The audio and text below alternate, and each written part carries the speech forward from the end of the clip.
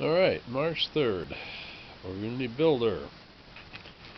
We have now changed the voltage to around 32 volts. We got two of these transformers.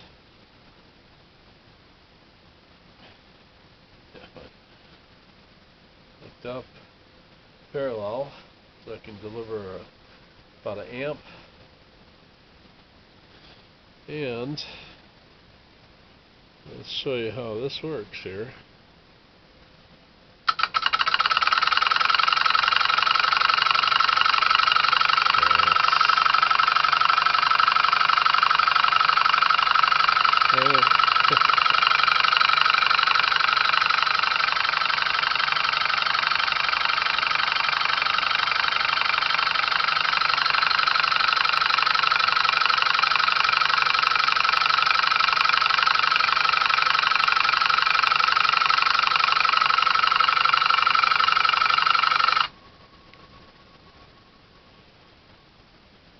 Yes.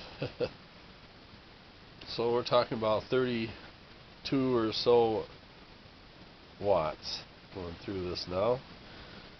32 volts triples the current to about 1 amp. And so then you've got 32 volts, 1 amp, about 32 watts. So it does make a difference.